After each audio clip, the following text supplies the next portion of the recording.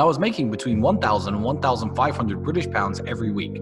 I was the company's top salesman. I was working 7 days a week, 12 hours a day. And one of the most telling points in my life, in mine and Andrew's, I guess, origin story, is Andrew turned around to me one day when I got home and he said, you know, bro, I'm just going to start selling for insulated conservatories. I'm going to get your job. We'll combine our money. We'll be on £3,000 a week. It's not bad. I looked at him in the eye. I said, Andrew, you can't do that. You can't accept that job. You can't come work for my company, because once you do, then that's who we're going to be. You've got to think of something better. You do your training, you do your fighting, you're exhausted all day. Take the time, spend the day thinking, researching, and find something better. I'm going to go and make the money. I'm going to make sure that our heads stay above water. And that's one of the most important decisions we ever made. One of the most important decisions we ever made. Andrew started his first, from the flat we were in, he started running his first 1 or 2 webcam models. We ended up having about 75 members of staff at my largest. Wow. That's scaled down now because I'm doing some other things, much cleaner, nicer things, opening gambling casinos, that kind of stuff. Still, I guess, playing on vices, but that was our big break. And if I had let Andrew come to work at my company, we wouldn't be here today.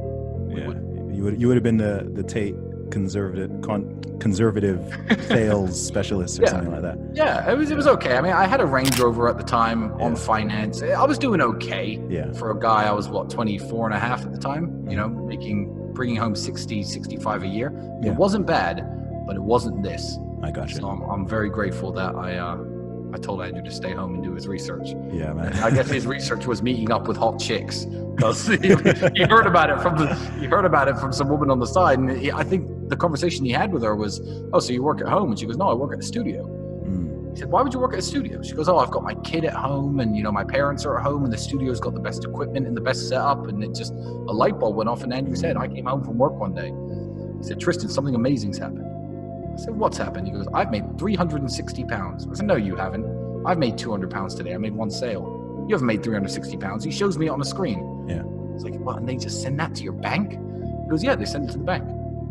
And that was the eureka moment. I quit my job a week later. I always say, Jesus made me crash. And the reason is, quite literally, Jesus did make me crash. So if you've ever been to an Orthodox Christian country, you've been here. They have little pictures of Jesus all over their taxi cab. Yeah. This old man, bless him, is driving towards a really sharp left turn with a steep embankment. And his Jesus falls off of his dashboard. So bends down, goes to pick up his Jesus. His eyes aren't on the road, drives straight off. He was 2 weeks in intensive care. I got out, I took a selfie. It's on my Instagram somewhere. I had a cut up face, cut up hands. The scars are still visible on my knuckles. And my left shoulder was just ripped out of place. Now that I do have some money, when I was in Dubai last month, I went to see the physiotherapist who looks after Roger Federer, the best guy in the business, like $600 an hour to see him.